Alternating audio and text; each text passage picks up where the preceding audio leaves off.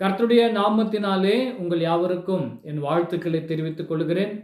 இந்த நாளிலே கூட பைபிள் பேசிக் டாக்டரின் என்கிறதான தலைப்பின் கீழாக புதிய ஏற்பாட்டின் சபையை குறித்து உங்களிடத்திலே நான் பேசும்படியாக வந்திருக்கிறேன். கடந்த செய்தியிலே கூட நாம் அப்போஸ்தலர் நடபடிகள் 2ஆம் அதிகாரம் 47வது வசனத்தை நாம் படித்தோம். அந்த வசனத்திலிருந்து ஒரு சில கேள்விகளை கேட்டிருந்தோம் சபையை பற்றி. இந்த நாளிலே கூட அந்த செய்திக்கு தொடர்ச்சியாக நாம் அப்போஸ்தலர் நடபடிகள் 2ஆம் அதிகாரம் 47வது வசனத்திற்கு நாம் கடந்து செல்வோம்.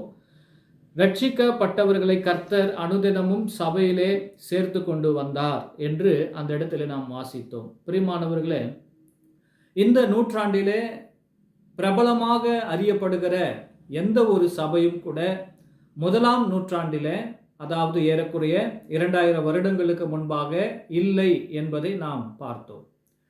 இந்த நாட்களிலே மிகப்பெரிய பிரபலமான சபை என்று சொல்லும் பொழுது ரோமன் கேத்தலிக், அதாவது ஆர்சி சபை, இரண்டாவது புரொட்டஸ்டன்ட் சபை, புரொட்டஸ்டன்ட் சபைகள். இந்த இரண்டு அமைப்புமே 2000 வருடங்களுக்கு முன்பாக இல்லை. ஆனால் ரட்சிக்கப்பட்டவர்களை கர்த்தர் அனுதினமும் சபையிலே சேர்த்தார் என்று நாம் வாசிக்கிறோம். எந்த சபையிலே சேர்த்தார்? பேதுரு, பவுல், யாக்கோப்பு, யோவான் போன்ற அப்போஸ்தலர்கள் எந்த சபைக்காக ஊழியம் செய்தார்கள், எந்த சபையிலே அவர்கள் ஊழியர்களாக இருந்தார்கள் என்பதை நாம் வேத வசனத்தை கொண்டு ஆராய்ந்து பார்த்தால் சத்தியம் நமக்கு வெளிப்படும். பிரியமானவர்களே, நாம் வேதத்தை ஆராய்ந்து பார்த்து படித்து அதை உணர்ந்து கொள்ளாததினால்தான் அநேக கள்ள உபதேசங்களுக்கும் வேதாகமத்திலே சொல்லப்படாத பலவிதமான மனிதர்களுடைய பாரம்பரியங்களுக்கும் நாம் அடிமையாக கிடக்கிறோம். பிரியமானவர்களே, இந்த நாளிலே கூட கிறிஸ்துவுக்கும் சபைக்கும் என்ன தொடர்பு என்பதை குறித்து நாம் ஒரு சில வேத வசனத்தை கொண்டு ஆராய்ந்து பார்ப்போம். ஏனென்றால் ரட்சிக்கப்பட்டவர்களை கர்த்தர் அனுதினமும் சபையிலே சேர்த்தார் என்று வாசிக்கிறோம் இல்லையா? அப்படி என்றால் கர்த்தருக்கும் அந்த சபைக்கும் என்ன தொடர்பு என்பதை குறித்து ஒரு சில வசனங்களை கொண்டு இந்த செய்தியிலே அல்லது இந்த தொடரிலே நாம் ஆராய்ந்து பார்ப்போம். அதற்கு முதலாவதாக மத்தேயு சுவிசேஷம் 16ஆம் அதிகாரம் 18வது வசனத்தை நான் வாசிக்கிறேன். உங்களிடத்திலே உங்களுடைய வேதாகமத்தை எடுத்து வைத்து அதை ஆராய்ந்து படித்து பாருங்கள். மத்தேயு சுவிசேஷம் 16ஆம் அதிகாரம் 18வது வசனம். இந்த கல்லின் மேல் என் சபையை கட்டுவேன் என்று ஆண்டவராகிய இயேசு கிறிஸ்துவானவர் சொல்லியிருக்கிறார். அதாவது என் சபையை கட்டுவேன் என்று கர்த்தரே, ஆண்டவரே சொல்லியிருக்கிறார். யாருடைய சபை? என்னுடைய சபையை கட்டுவேன். இயேசு கிறிஸ்து சொல்லுகிறார், என் சபையை கட்டுவேன் என்று.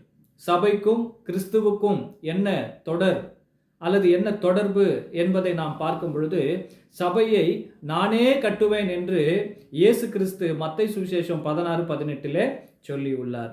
அதே போல அப்போஸ்தலர் நடபடிகள் 20ஆம் அதிகாரம் 28வது வசனத்தை நாம் படித்து பார்க்கும் பொழுது தேவன் தம்முடைய சுய இரத்தத்தினாலே சம்பாதித்து கொண்ட தமது சபை என்று இந்த இடத்துல பரிசுத்த ஆவியானவர் எழுதியிருக்கிறார். பிரியமானவர்களே, தேவன் தம்முடைய சுய இரத்தத்தினாலே சம்பாதித்து கொண்ட தமது சபை. இந்த இடத்துல கூட தேவன் என்கிறதான இந்த இடத்துல கிறிஸ்து என்று நாம் படிக்க வேண்டியதாக இருக்கிறது. தேவனுடைய குமாரன் என்று நாம் படிக்க வேண்டியதாக இருக்கிறது. ஆனாலும் கூட இந்த வசனத்தில் என்ன சொல்லப்பட்டிருக்கிறது என்று நாம் ஆராய்ந்து பார்க்கும்போது தேவன் தம்முடைய சுய இரத்தத்தினால சம்பாதித்து கொண்ட தமது சபை. இயேசு கிறிஸ்து தன்னுடைய சொந்த இரத்தத்தினாலே சம்பாதித்து கொண்ட தமது சபை. பிரியமானவர்களே, அப்போஸ்தலர் நடபடிகள் 2ஆம் அதிகாரம் 47வது வசனத்தில் நாம் படித்தோம், ரட்சிக்கப்பட்டவர்களை கர்த்தர் அனுதினமும் சபையிலே சேர்த்து கொண்டு வந்தார் என்று. அந்த சபைக்கும் இயேசு கிறிஸ்துவுக்கும் என்ன தொடர்பு இருக்கிறது என்பதை நாம் இந்த வசனங்களின் வழியாக ஆராய்ந்து பார்க்கும் பொழுது இயேசு கிறிஸ்துவே சபையை கட்டுவேன், என் சபையை கட்டுவேன் என்று மத்தேயு 16:18 அப்போஸ்தலர் நடவடிக்கைகள் 20ஆம் அதிகாரம் 28வது வசனத்திலே அவர் அவருடைய சொந்த இரத்தத்தினாலே சபையை சம்பாதித்தார் என்றும் நாம் படிக்கிறோம். இது மட்டுமல்ல, 1 கொரிந்தியர் 3ஆம் அதிகாரம் 11வது வசனத்தை நாம் வாசித்து பார்க்கும் பொழுது சபைக்கு அஸ்திபாரம் கிறிஸ்து என்று நாம் வாசிக்கிறோம். அதாவது சபைக்கு மூலக்கல்லாக ஆண்டவராகிய இயேசு கிறிஸ்துவே இருக்கிறார். சபைக்கும் இயேசு கிறிஸ்துவுக்கும் இருக்கிற தொடர்பு எவ்வளவு நெருக்கமாக, எவ்வளவு அந்யோன்யமாக அந்த சபைக்கும் அவருக்கும் ஒரு தொடர்பு இருக்கிறது என்பதை நீங்கள் வேத வசனத்தை கொண்டு ஆராய்ந்து பார்க்க வேண்டும். அதே போல எபேசியர் 5ஆம் அதிகாரம் 23வது வசனத்தை நாம் வாசிக்கும் போது கிறிஸ்து சபைக்கு தலையாக இருக்கிறார் என்று வாசிக்கிறோம். கிறிஸ்து சபைக்கு தலையாக இருக்கிறார். சபை ஒன்று இருந்தால் அந்த சபைக்கு கிறிஸ்து தான் தலையாக இருக்க முடியும். பிரியமானவர்களே, இப்பொழுது நாம் ஏறக்குறைய 4 வசனங்களை படித்தோம். என்னென்ன வசனம்? மத்தேயு 16:18, இந்த கல்லின் மேல் என் சபையை கட்டுவேன். இயேசு கிறிஸ்துவுக்கும் சபைக்கும் இருக்கிற தொடர்பு. இரண்டாவதாக அப்போஸ்தலர் நடவடிக்கைகள் 20ஆம் அதிகாரம் 28வது வசனம், தேவன் தம்முடைய சுய இரத்தத்தினாலே சம்பாதித்துக் கொண்ட தமது சபை. அவரே சபையை தம்முடைய இரத்தத்தினால் சம்பாதித்தார். மூன்றாவதாக 1 கொரிந்தியர் 3ஆம் அதிகாரம் 11வது வசனத்தை வாசித்தோம். சபைக்கு கிறிஸ்துவே அஸ்திபாரமாக, அவரே ஃபவுண்டராக இருக்கிறார். பிரியமானவர்களே, எபேசியர் 5ஆம் அதிகாரம் 23வது வசனத்தை நாம் வாசித்து பார்க்கும்போது கிறிஸ்து சபைக்கு தலையாக இருக்கிறார் என்று நாம் வாசிக்கிறோம். இது மட்டுமல்ல பிரியமானவர்களே, 2 கொரிந்தியர் 11ஆம் அதிகாரம் 2வது வசனத்தை நீங்கள் வாசித்து பார்க்கும் பொழுது கிறிஸ்து சபைக்கு மணவாளனாக இருக்கிறார். சபை கிறிஸ்துவின் மணவாட்டியாக இருக்கிறது. இதை நீங்கள் வெளிப்படுத்தின விசேஷம் 19ஆம் அதிகாரத்திலேயும் வெளிப்படுத்தின விசேஷம் 22ஆம் அதிகாரத்திலேயும் கூட இதை நீங்கள் படித்து பார்க்க முடியும். கிறிஸ்து சபைக்கு மணவாளனாக, சபை கிறிஸ்துவுக்கு மணவாட்டியாக இருக்கிறது என்பதை நாம் அறிந்து கொள்ள முடியும்.